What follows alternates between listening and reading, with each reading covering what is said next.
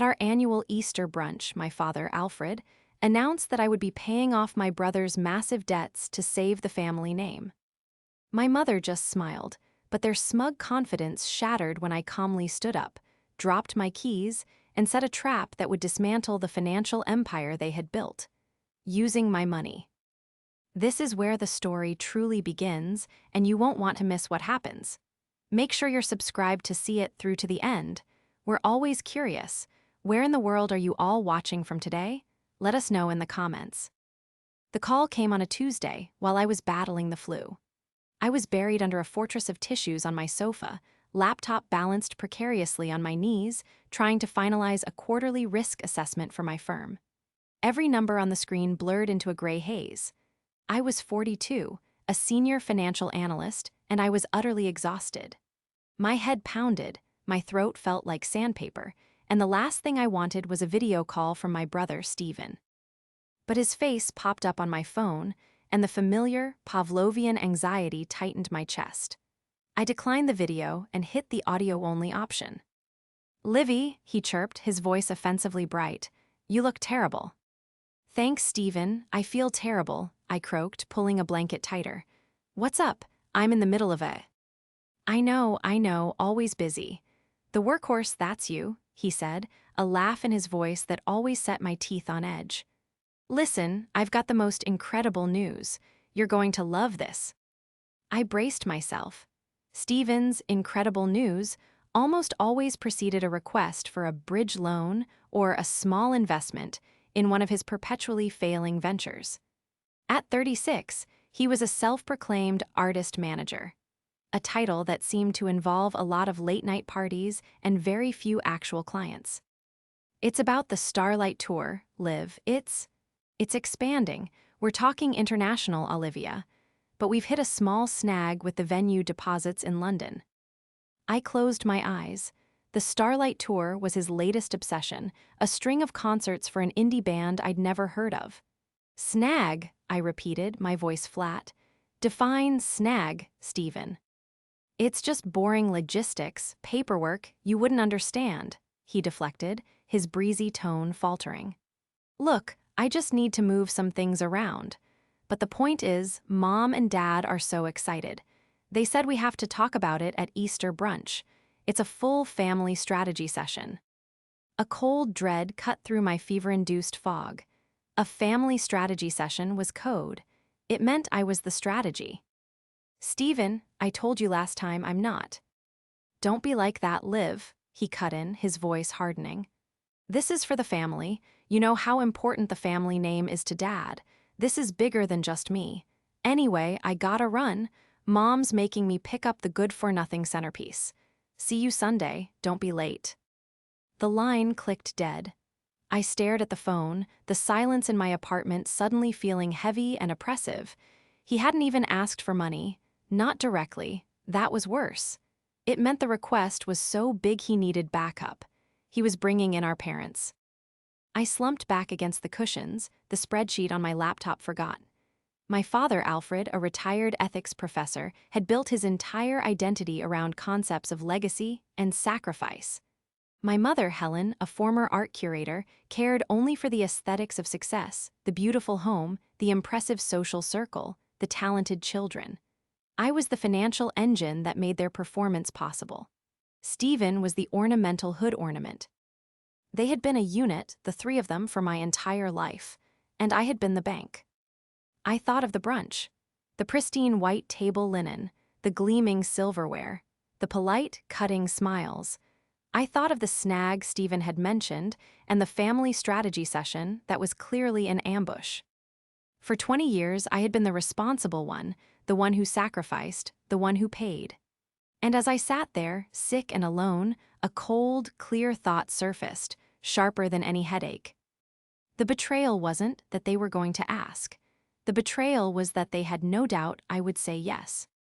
The rest of the week was a blur of work and antibiotics. By Thursday, my fever had broken, but the knot of dread in my stomach remained.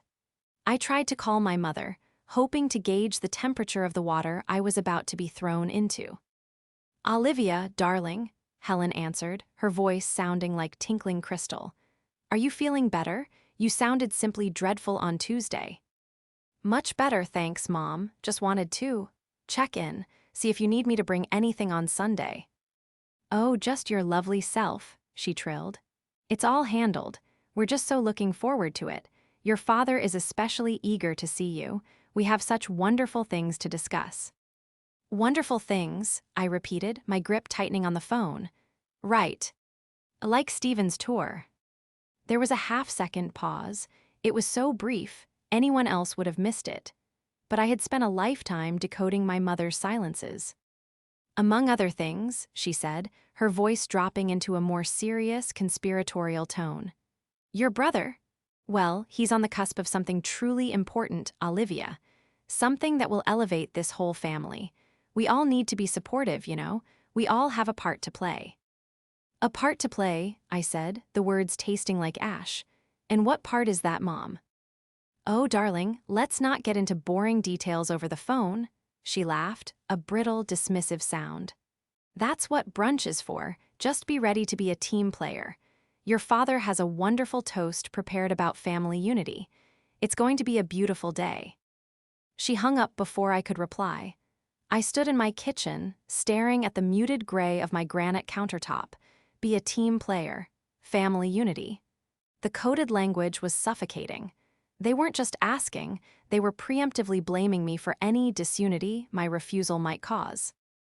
I spent Friday finalizing my reports, my mind working on two separate tracks. One track processed market fluctuations and asset allocations. The other, the colder, more methodical one, began to run calculations on my family. For 2 decades, I had been the fixer. When my father's pension was mismanaged, I fixed it by quietly supplementing their income. When Stephen's first startup, a bespoke shoelace company, failed, I paid off his disgruntled suppliers. When they wanted a more impressive home, I bought a sprawling colonial in their neighborhood, put the deed in my name for tax purposes, and let them live there rent-free as the caretakers. It was a fiction we all agreed to. They saw my success not as my success, but as the family's shared resource pool. I was the high-performing asset, and they were the board of directors, voting on how to spend the dividends. But they had forgotten one crucial thing. I was the one who wrote the reports. I was the one who read the fine print. I was the one who controlled the accounts. On Saturday, the day before Easter, I didn't go shopping for a pastel-colored dress. I didn't bake a lemon cake. Instead, I spent 2 hours on the phone with my personal lawyer and another 3 hours online with my bank, my leasing agent, and my brokerage firm. I wasn't just getting into boring details. I was pulling every single thread, checking every number, and printing every last document. As I compiled the statements, a new feeling began to replace the dread, a cold, hard anger. The numbers didn't lie. The supplemental income had become their entire lifestyle. The car lease, the club memberships, the vacation fund they dipped into monthly, it was all me. I printed the final statement for the joint savings account, the vacation fund. I saw the withdrawals, $2,000 for tour promotion, $3,500 for artist wardrobe, $1,800 for client dinners. Stephen had been draining it for months, and my parents had clearly been letting him. They weren't just planning an ambush. They were already robbing the bank while I was sick in bed. I placed the thick stack of papers into my briefcase, right next to the keys to my father's car and the house he thought was his. The betrayal was worse than I could have imagined, and the family unity, toast, was going to be anything but beautiful. To understand the Easter brunch, you have to understand my father, Alfred. He was a man who spoke in parables, mostly about himself. As a retired professor of ethics, he saw the world as a classroom where he was the only one with the tenure to lecture. His favorite topics were duty, legacy, and sacrifice, concepts he applied exclusively to others, most notably to me. I was his responsible daughter. My entire childhood was an apprenticeship in managing my family's emotional and, later, financial volatility. While other kids were at the mall, I was learning how to read a balance sheet at 15 because my father's investment strategies were anything but. He loved the idea of wealth but was disastrous at acquiring it. Then there was Stephen. Stephen was not responsible. Stephen was brilliant. He was creative. He was the golden child, the one who was destined for greatness, even as he failed upward at every opportunity. My mother, Helen, cultivated this narrative. A former art curator, she treated Stephen like a priceless, volatile painting, one that needed to be protected, funded, and displayed, regardless of its actual merit. My role was simple. I was the frame. The sturdy, unassuming, and functional border that made the artwork pop. I was the one who went to a state school, got the boring finance degree, and climbed the corporate ladder, all while sending money home. My first sacrifice was my study abroad program. They needed a new roof. My second was my down payment for a condo in the city. Stephen needed Eid money for a music blog. My third and largest was my future. When my father's final, ethical investment in a friend's company went bust, they were on the verge of losing their home. I was 28. I had just made partner. I bought the new house, the beautiful brick colonial on the Oak Line Street. "We'll put it in your name, Olivia," my father had declared, as if it were his idea.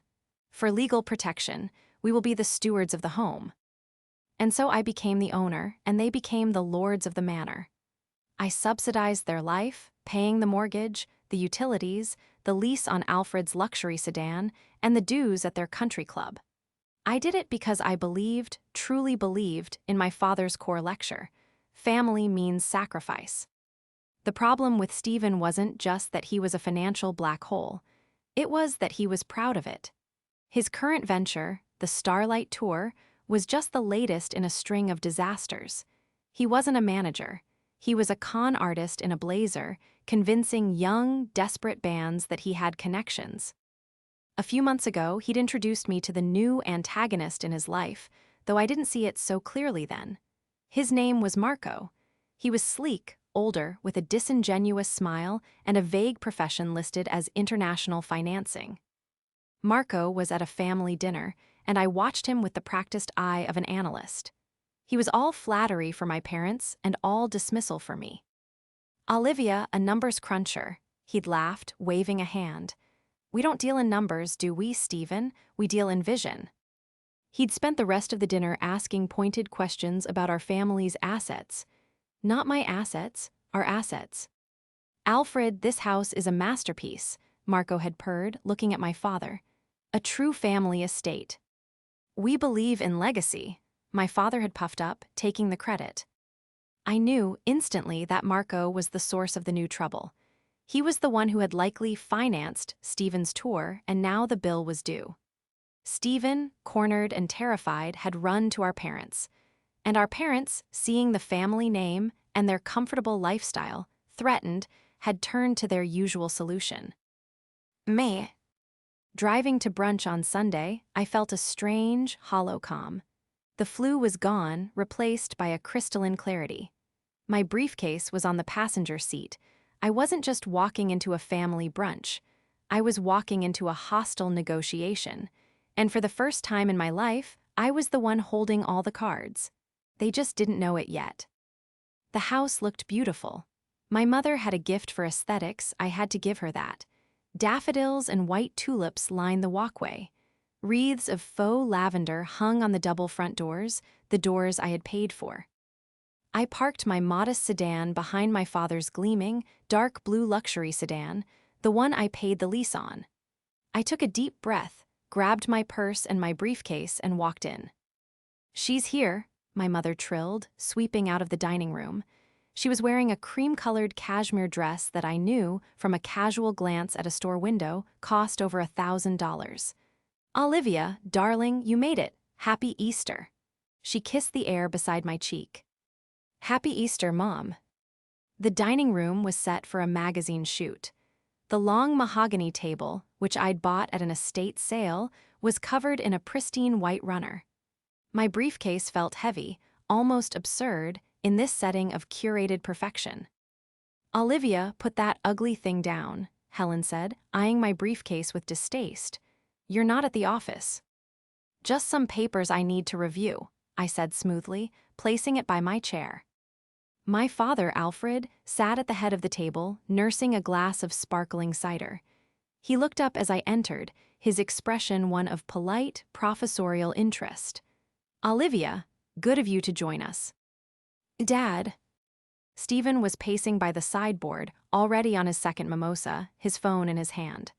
He looked pale and jittery, his designer suit looking more like a costume than an outfit. He saw me, and his face lit up with a desperate, false brightness. "Livy, you came. Great, we can finally get this sorted." "Get what sorted, Stephen?" I asked, taking my seat. "All in good time," Alfred said, raising a hand. "Let us eat first. Helen, this looks marvelous." The first 20 minutes were a masterclass in passive aggression. We talked about the weather. We talked about my mother's garden club. We talked about a neighbor's tacky new fence. All the while, the real topic hung in the air, thick and unappetizing, like the smell of the overcooked ham. Stephen couldn't sit still. He kept checking his phone, his knee bouncing under the table. My mother kept shooting him little calming smiles, while my father simply ate with slow, deliberate precision, like a man biding his time. I shifted from passive victim to active strategist. I had planned to wait. But seeing them, so comfortable in their conspiracy, I decided to nudge the bee. "So, Stephen," I said, cutting a piece of asparagus, "tell me more about this snag in London. Is it a problem with the promoter or the venue?" Stephen froze, his fork halfway to his mouth. It's complicated, Liv, it's just financing." "Financing," I nodded. "I know a little about that.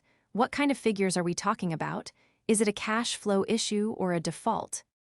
"Olivia, please," my mother interrupted, her smile tightening. "Let's not talk about such grim things, it's Easter." "Right," I said, "my mistake." Alfred dabbed his lips with his napkin.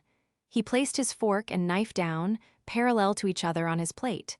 The performance was about to begin. "Olivia," he started, his voice adopting the familiar, sonorous tone of his Ethics 101 lecture. "Your mother is right, it is Easter, a time for family, a time for renewal, and a time for sacrifice." He looked at me, I looked back, my face neutral. "Your brother," he continued, gesturing to Stephen, "is on the verge of a magnificent success. A success for the entire family, but he has encountered an obstacle." "A snag," I supplied. "A complication," Alfred corrected, his eyes narrowing. "A partner, a financier, has proven to be less than scrupulous. He is making unreasonable demands. He is threatening to dismantle everything Stephen has built. He is threatening this family's good name." "Marco," I said, "it wasn't a question." Stephen's head snapped up. "How did you know?" "I'm a financial analyst, Stephen. It's my job to spot the sharks," I said. "So, Marco is calling in his loan. How much?" Stephen looked at his plate.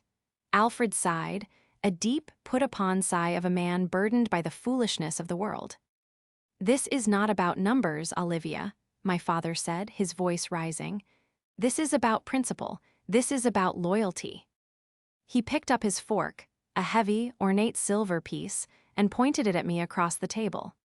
"Family means sacrifice. You'll be paying your brother's debts, no questions asked." His eyes were hard, imperious. My mother, beside him, just smiled. A calm, satisfied, terrifying smile. It was the smile of someone who had just checked the last item off her list. It was, as the title said, already decided. The whole room was silent. Stephen was watching me, his eyes wide with a mixture of hope and fear. My mother was beaming. My father held his fork aloft like a gavel. I looked at all of them. The professor of ethics demanding I enable fraud. The curator of beauty who was ugly on the inside. The golden boy who was nothing but brass. I didn't yell, I didn't cry. The investigation was over. The trap was set. I calmly, quietly stood up. The scrape of my chair on the hardwood floor was shockingly loud in the silent room. 3 sets of eyes swiveled to me, their expressions unified in surprise. I was, after all, the one who never broke the script. "Olivia, sit down," my father commanded, his fork still raised. We are in the middle of a discussion.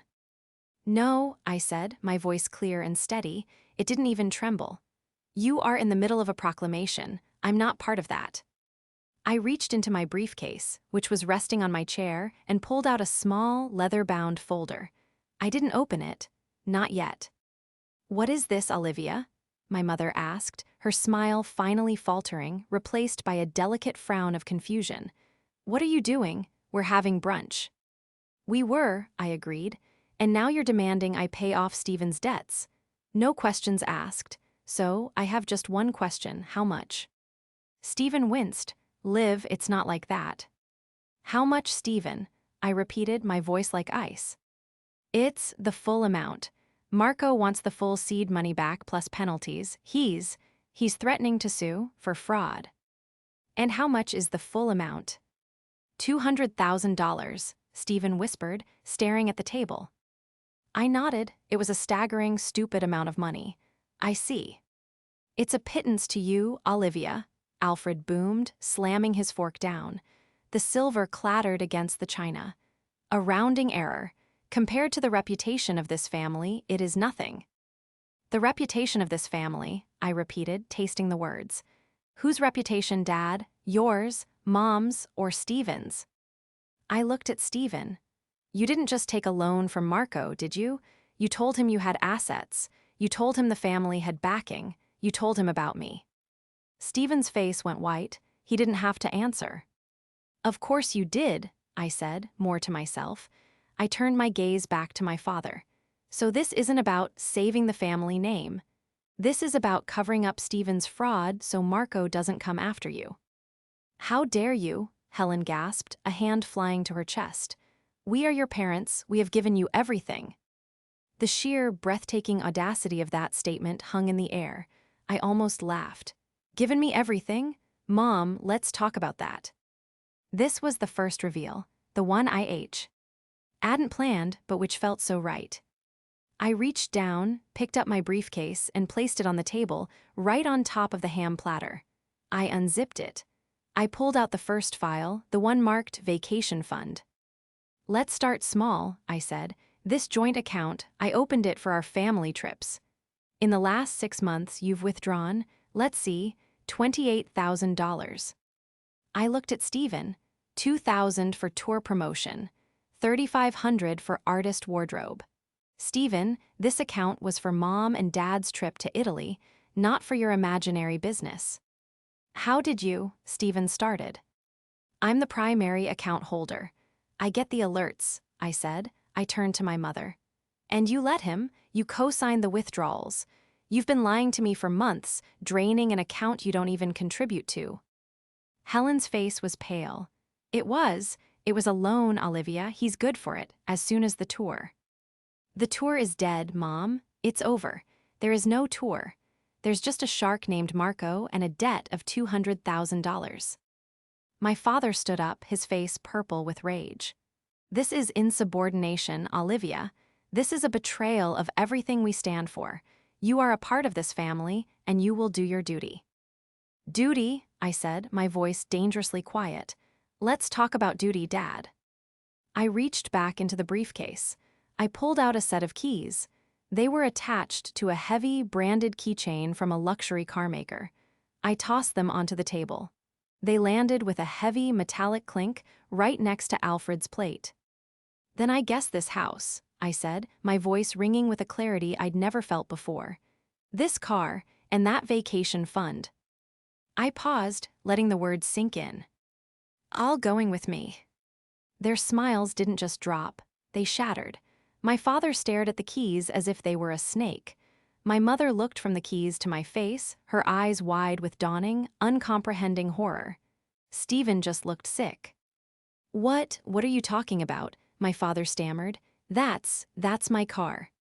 It's a car leased in my name, Dad, I said, picking up the file marked automotive. A lease I pay $900 a month for, a lease that I am terminating, effective tomorrow morning. I'd suggest you find a bus pass. Olivia, my mother whispered, her voice trembling, don't be cruel. Cruel, I snapped, the ice finally breaking. Cruel is sitting there with your smug smile, having already decided how you're going to spend my money. Cruel is pointing a fork at your daughter, the daughter who has paid for every single thing in this room, and demanding she light $200,000 on fire to protect the family name that he, I pointed at Stephen, so gleefully destroyed. I leaned in, my hands flat on the table. Family means choices, I added, my voice low, and I'm finally making mine. The silence that followed was a vacuum, sucking all the air and color from the room. My father, Alfred, a man who had lectured on moral certainty his entire life, looked utterly, completely lost. He fumbled for his chair and sat down heavily, his eyes still fixed on the car keys. My mother, Helen, was the first to recover. Her shock curdled into a venomous rage. "You wouldn't," she hissed, her voice trembling. "You wouldn't dare. This house, this is our home.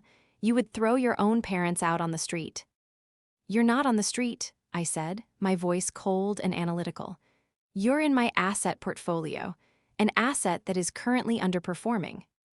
I pulled the final, thickest file from my briefcase, the one marked with the address of the house. "I bought this house when Dad's ethical investments evaporated your retirement. The mortgage, the insurance, the property taxes, all in my name, all paid by me, for 14 years. I opened the file and spun it around for them to see. The deed, the mortgage statements, the property tax receipts, a detailed spreadsheet I had prepared, itemizing every single penny. "You're not stewards of the home, Dad," I said, meeting his gaze. "You're tenants, tenants who have never paid a day of rent." "This is monstrous," Alfred whispered, shaking his head. "To hold this over our heads, to keep a ledger."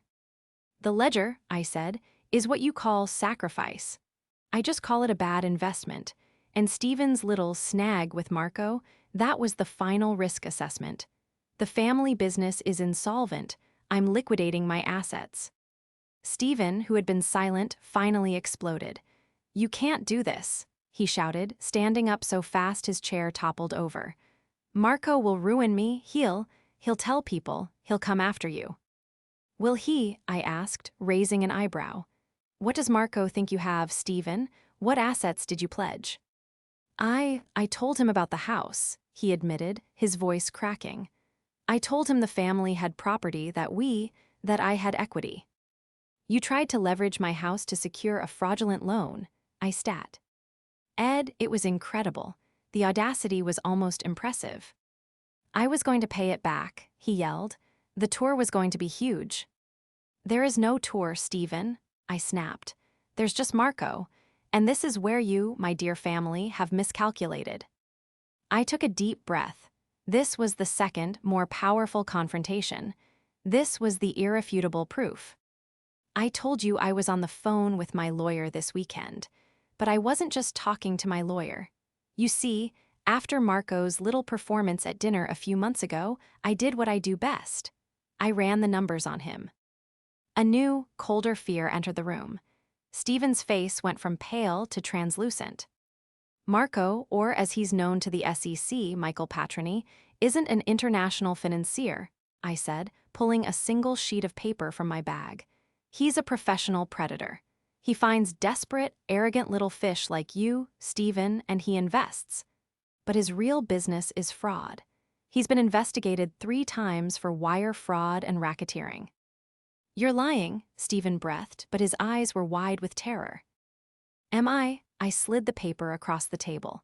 It was a printout of a press release from an old investigation. "He targets the children of wealthy families, cons them, and then, when they default, he blackmails the parents into paying, using their reputation against them. He's not after your $200,000, Stephen. He's after my entire portfolio. You didn't find a shark. You found a whale, and you painted a target on this entire family." My mother looked like she was going to faint. "Oh, Alfred, he threatened us." "No," I said. "He's not a thug. He's smarter. He doesn't threaten. He just collects, and he's counting on you," I looked at my father, "to be so terrified of the family name being embarrassed that you'll force me to pay him to go away." I looked back at Stephen. "And you, You just handed him the leverage, you told him about the house, you probably gave him the address. Stephen's silence was his confession. So, here is the new family strategy, I said, my voice hardening. You will not pay Marco. I will not pay Marco.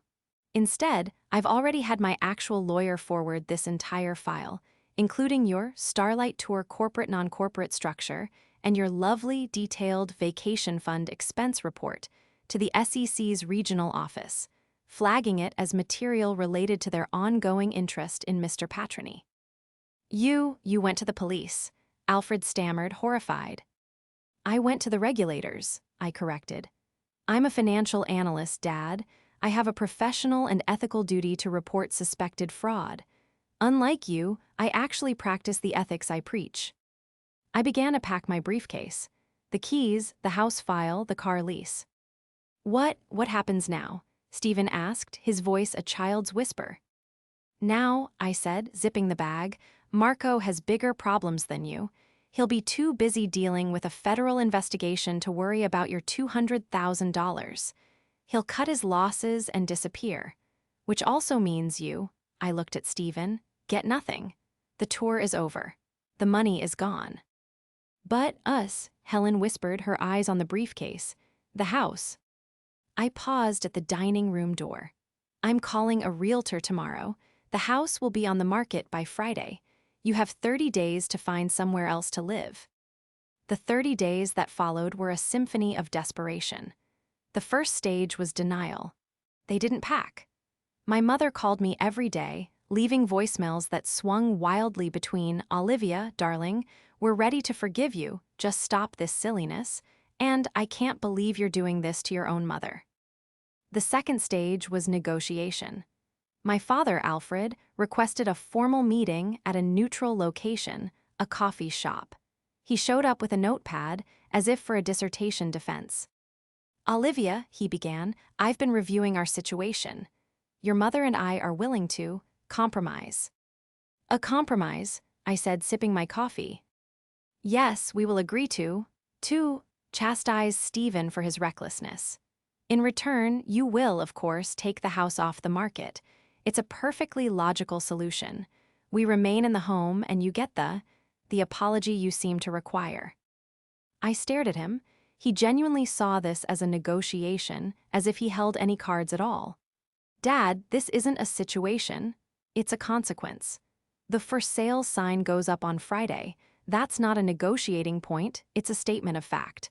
My realtor is arriving at 10 a.m. I suggest you're not there. The third stage was all-out war. They weaponized the only thing they had left, family. They called my aunts, my uncles, my cousins. I received a barrage of calls and texts. How can you do this to Alfred and Helen? She's your mother, Olivia. After all they've sacrificed for you.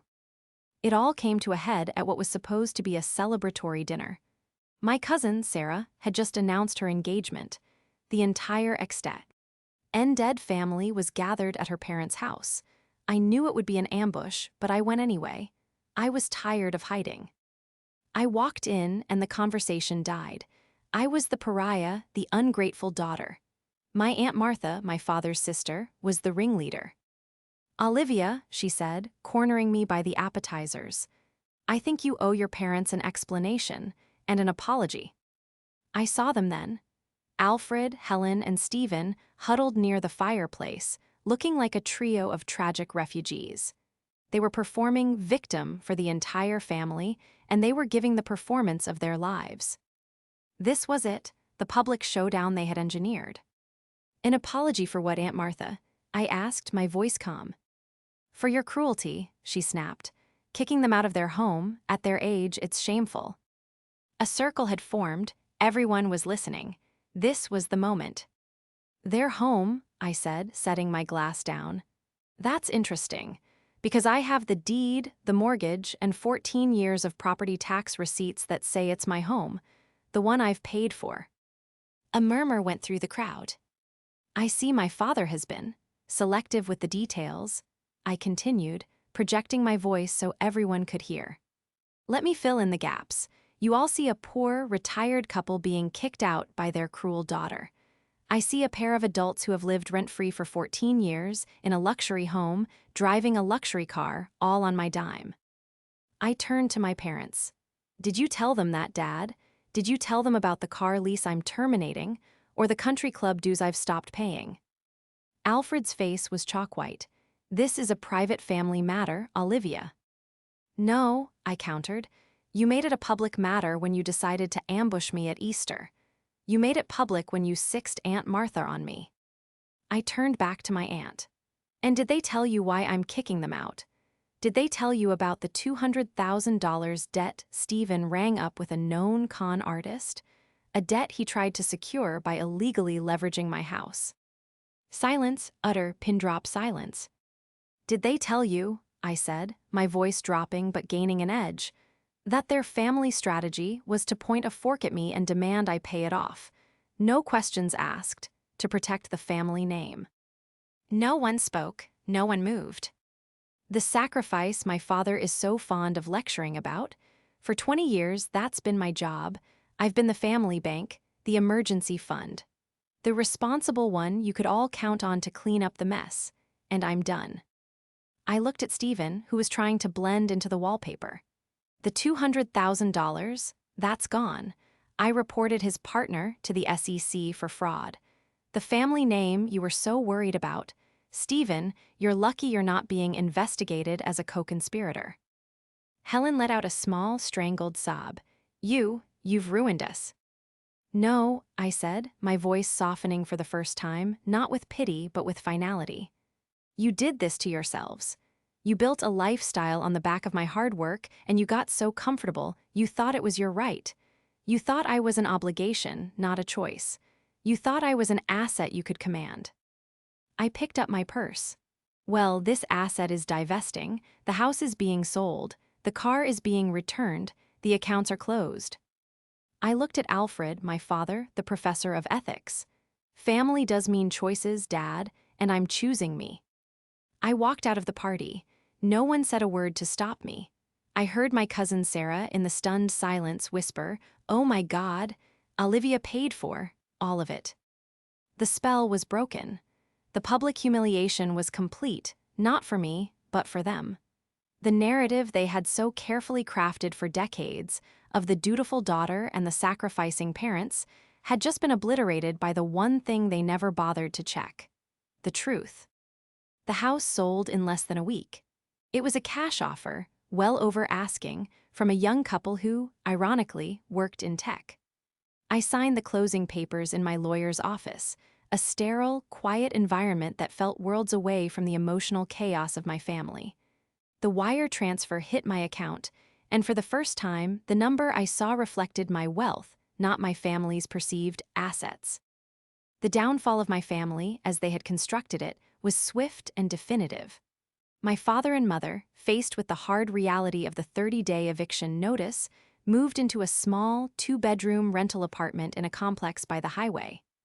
The shock of it, the linoleum floors, the laminate countertops, the polyester blend carpet, was, as my Aunt Martha later reported to me, a profound trauma for my mother, Helen. She had to sell her cashmere and her art books just to make the security deposit. My father, Alfred, took it even harder. His legacy was gone. He was no longer the lord of a grand colonial, but a retiree in a rented apartment. He tried to find work, to lecture again, but the world had moved on.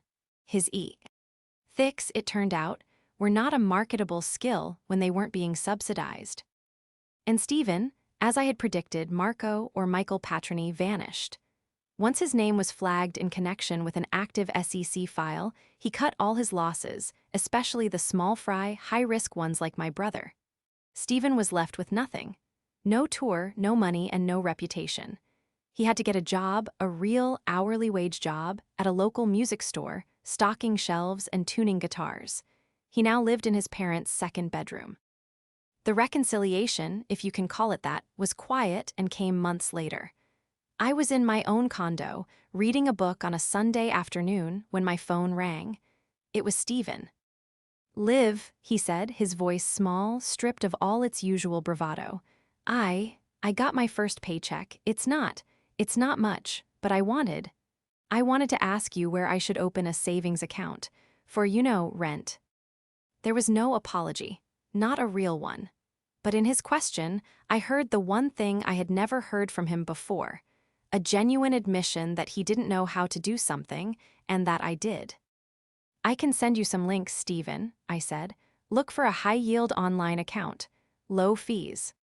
Yeah, okay, thanks, Liv, he paused. The apartment's not so bad. Mom is. She's learning to cook. I met my parents a few weeks after that. Alfred had called not to demand, but to ask if I would join them for coffee. I met them at a chain cafe. My mother looked older, her hands, bare of their usual rings, were wrapped around a paper cup. My father looked smaller. We didn't talk about the house. We didn't talk about the money. We talked about the weather. We talked about my work. They asked questions, and for the first time, they actually listened to the answers. As we were leaving, my father touched my arm. The couple who bought the house, he said, his voice rough. They sent a card. They said the garden you planted in the back, the hydrangeas, they're beautiful this year. I'm glad, I said. Me too, he said. It was good to see you, Olivia. It wasn't forgiveness. It wasn't a perfect, happy ending. It was something more real. It was an adjustment, a new baseline. We were a family, but the terms had been rewritten. The choices were clear, and the sacrifices were no longer mine to make alone. I left them at the cafe and walked out into the sunshine. I was heading to the airport. I had a 2-week vacation booked to Italy, the one I had always wanted to take. And I had paid for it in cash with money that was, finally and completely, my own.